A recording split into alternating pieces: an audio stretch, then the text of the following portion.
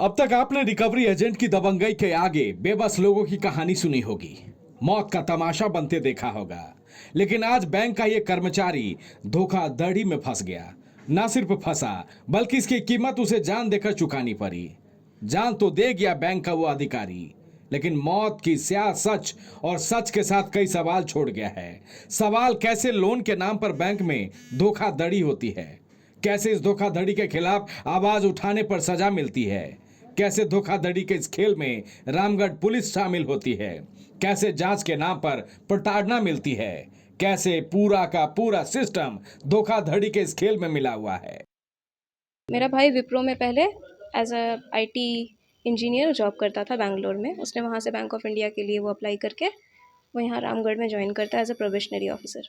उस समय उसके जो चीफ मैनेजर और कुछ थे, एक बीके बेहरा और एक सुसाइड नोट में नाम मेंशन किया है, वो लोग एक लोन का घपला कुछ कर रहे थे जिसमें उन्होंने उसे इन्वॉल्व कर दिया।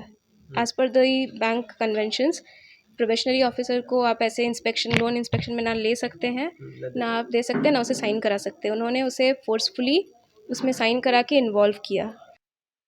बैंक में धोखाधड़ी की ये कहानी शुरू होती है Bank of India Ramgarh Cantt शाखा से। 2018 में टैंकर लोन देने के नाम पर धोखाधड़ी का खेल शुरू होता है।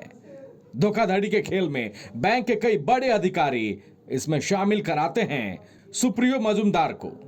बड़े लेवल पर धोखाधड़ी होती है। वक्त के साथ धोखाधड़ी के खेल का खुलासा होता है। बैंक की ऑडिट में धोखाधड़ी के राज खुलते हैं। अब यहीं सुप्रियो मजुमदार जिसे खेल में मोहरा बनाया जाता है, वो धोखाधड़ी का सबूत जुटाता है।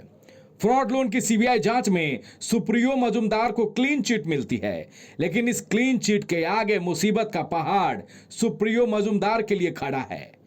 सीबीआई के गवाह बनते ही रामगढ़ पुलिस तत्कालीन senior bank manager BK Singh, chief manager और ब्रांच हेड प्रफुल्ल कुमार बोहरा ने मिलकर सीबीआई जांच के समानांतर जांच शुरू कर दी। सुसाइड नोट पर सुप्रियो मजुमदार ने सीधे सीधे रामगढ़ पुलिस पर पूछताछ के नाम पर प्रताड़ना का आरोप लगाया। सीबीआई जांच के साथ पुलिस की जांच में सुप्रियो मजुमदार परेशान रहने लगा। इन्वेस्टिगेशन है, ये क्या सिस्टम है जहाँ पे ना इन्वेस्टिगेशन होता है ना कुछ होता है। ये अंदर करो, एसपी से ऑर्डर है,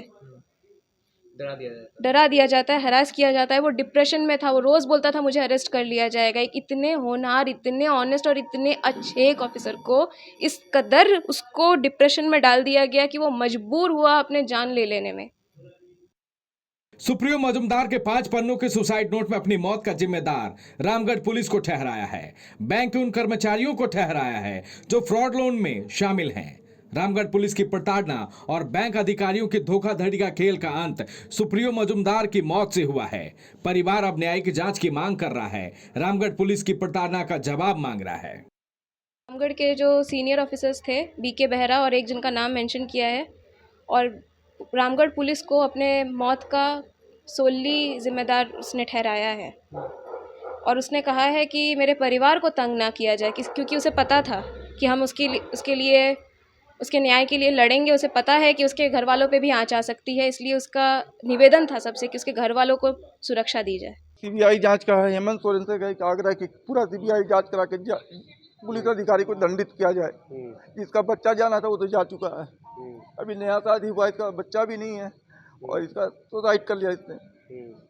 सारा पेपर है, सारा क्लीन चिट पेपर है, फिर भी इसको मानसिक प्रताड़ना बोला।